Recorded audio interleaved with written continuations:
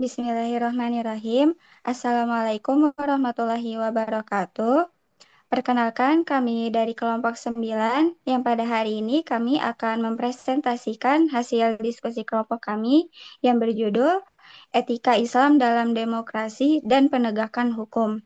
Di sini, saya Raisya Madihah sebagai moderator ditemani oleh kedua teman saya yaitu Kori Azahra Syafira dan Citra Ardi Pradita. Untuk pemateri yang pertama, saya persilahkan. Oke, dimulai dari pengertian demokrasi. Menurut Profesor Sukron Kamil yang mengutip Peter Jones, kata demokrasi itu berasal dari bahasa Yunani, yaitu demos artinya rakyat dan kratos artinya kekuasaan, yang berarti kekuasaan oleh rakyat. Demokrasi adalah sistem politik yang menekankan kesetaraan dalam bidang politik di mana setiap warga negara memiliki hak yang sama dalam pemerintahan. Hak ini dapat dijalankan melalui pemilihan langsung atau perwakilan dalam pemilu sebagai bentuk kontrol terhadap kekuasaan. Dalam demokrasi Barat, kekuasaan berada di tangan rakyat, sedangkan dalam Islam, kekuasaan tertinggi adalah milik Allah. Selanjutnya ada pemimpin dalam Islam.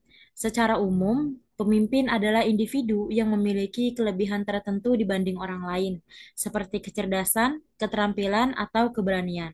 Dalam pandangan kuno, pemimpin adalah seseorang yang unggul dalam aspek penting bagi kelompoknya, seperti berburu atau berperang. Dalam Islam, pemimpin sering disebut khalifah, amir, atau imam. Khalifah berarti pengganti yang bertanggung jawab atas berbagai urusan, sedangkan amir berarti pemimpin atau komandan dalam pemerintahan. Kepemimpinan dalam Islam mencakup tiga aspek utama. Yang pertama, keterlibatan dengan masyarakat, di mana pemimpin harus berinteraksi dengan rakyatnya. Kedua, pendistribusian kekuasaan yang seimbang antara pemimpin dan pengikut. Dan yang terakhir, penggunaan kekuasaan yang bijak untuk memengaruhi perilaku pengikutnya. Selanjutnya ada karakteristik pemimpin ideal dalam Islam. Pemimpin ideal dalam Islam juga memiliki beberapa karakteristik utama, yaitu yang pertama taat kepada Allah Subhanahu wa taala, menjalankan kepemimpinan sesuai ajaran Islam. Lalu yang kedua memiliki tujuan yang jelas, yang artinya berorientasi pada kemaslahatan umat, bukan hanya kepentingan kelompok tertentu. Yang ketiga, menjunjung syariat Islam dan berakhlak mulia, yaitu artinya memimpin dengan moral yang tinggi dan sesuai dengan nilai-nilai Islam. Dan yang terakhir, memegang amanah, menyadari bahwa kekuasaan adalah tanggung jawab besar yang akan dipertanggungjawabkan di hadapan Allah Subhanahu wa taala.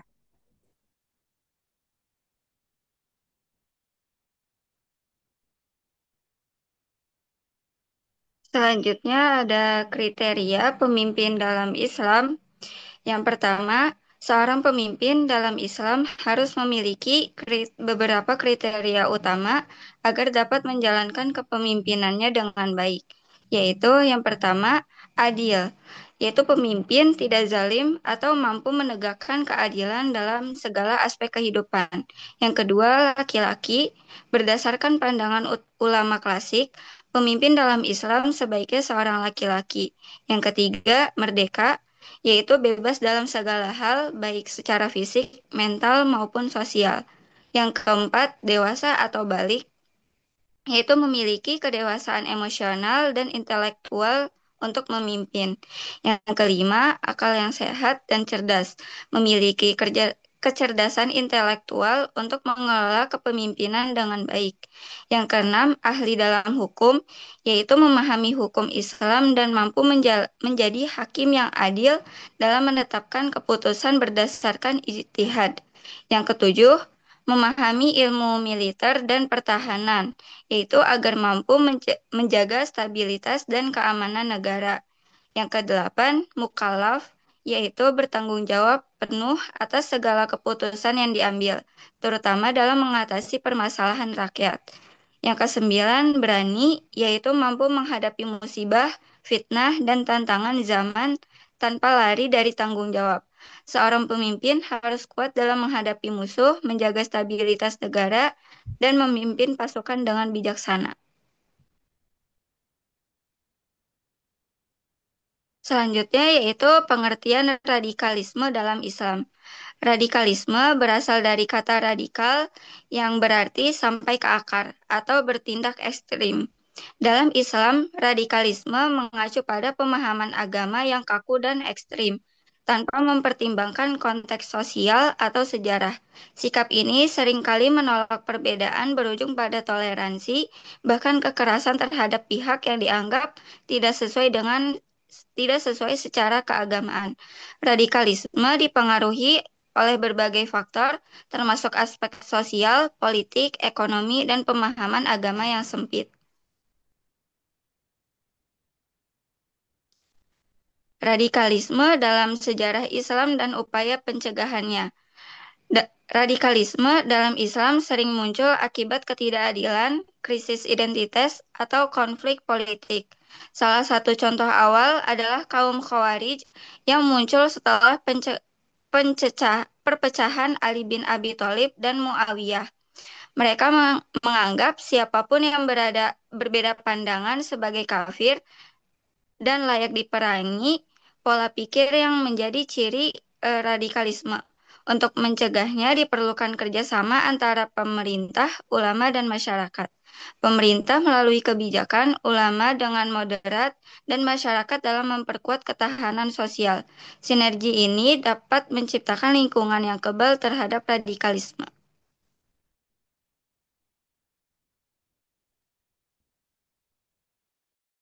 Baik, selanjutnya ada faktor-faktor penyebab radikalisme.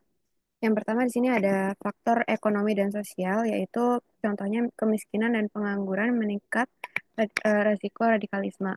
Yang kedua ada janji perbaikan kesejahteraan menarik individu yang rentan.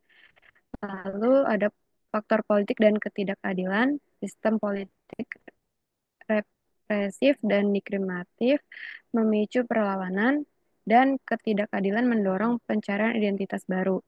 Yang ketiga yaitu faktor ideologi dan pendidikan, di mana pendidikan keagamaan yang rendah membuka jalan bagi para radikal dan juga kurangnya pemahaman agama moderat memperkuat radikalisme. Selanjutnya ada faktor teknologi dan media sosial, di mana media sosial mempererat propaganda radikal dan digunakan untuk rekrutmen dan juga jaringan global. Selanjutnya ada faktor psikologi dan identitas, yaitu keinginan dihargai dan mencari tujuan hidup jadi pemicu radikalisme. Selanjutnya ada ketidakpuasan diri mendorong keterlibatan dalam radikal. Selanjutnya ada faktor sejarah konflik, yaitu perang dan konflik berkepanjangan menanam kebencian. Contohnya konflik Timur Tengah melahirkan kelompok radikal. Selanjutnya ada penegakan hukum. Di sini menurut Maroni yang dikutip oleh Kartonurianto adalah proses mengubah prinsip-prinsip hukum yang bersifat umum atau abstrak menjadi aturan yang nyata diterapkan dalam kehidupan sehari-hari dengan tujuan utama penegakan hukum adalah mewujudkan keadilan dan kebenaran dalam masyarakat. Meningkatkan hukum merupakan tanggung jawab bersama, bukan hanya tugas aparat penegak hukum seperti polisi, jaksa, dan hakim, tetapi juga menjadi tanggung jawab seluruh masyarakat. Prinsip utama penegakan hukum dalam Islam yang pertama ada keadilan sebagai tujuan utama. Setiap individu berhak mendapatkan perilaku yang adil. Yang kedua, kesadaran hukum. Pemahaman masyarakat terhadap hak dan juga kewajiban hukum. Yang ketiga, ada kesetaraan di hadapan hukum, yaitu semua orang diperlakukan sama tanpa diskriminasi. Yang keempat, ada peran pemerintah, di mana pemerintah wajib menegakkan hukum dengan transparan dan adil. Yang kelima, ada interdependensi sosial, yaitu masyarakat harus saling mendukung dalam menciptakan keadilan. Yang keenam, ada keadilan sosial, di mana distribusi sumber daya yang adil untuk kesejahteraan bersama. Kesimpulan dari materi yang kami bahas hari ini adalah etika Islam berperan penting dalam mewujudkan demokrasi yang adil dengan menekankan musyawarah dan keadilan. Kepemimpinan dalam Islam harus bersifat adil, bertanggung jawab, dan mengayomi rakyat sesuai dengan prinsip syariah. Radikalisme sering muncul akibat interpretasi sempit terhadap ajaran Islam, serta ketidakpuasan sosial, ekonomi, dan politik, sehingga edukasi moderat dan inklusif menjadi suatu solusi utama dalam pencegahannya. Penegakan hukum dalam Islam berlandaskan keadilan, kesetaraan, dan tanggung jawab sosial di mana setiap individu memiliki hak yang sama di hadapan hukum. Partisipasi masyarakat dalam proses ini juga penting untuk menciptakan stabilitas dan juga kesejahteraan. Oleh karena itu, integrasi etika Islam dalam sistem hukum dan pemerintahan menjadi solusi bagi terciptanya tatanan yang lebih adil dan harmonis. Baik, selanjutnya ada sesi tanya jawab yang dilakukan di dalam kelas, sesi kelas ataupun di grup WhatsApp kelas masing-masing.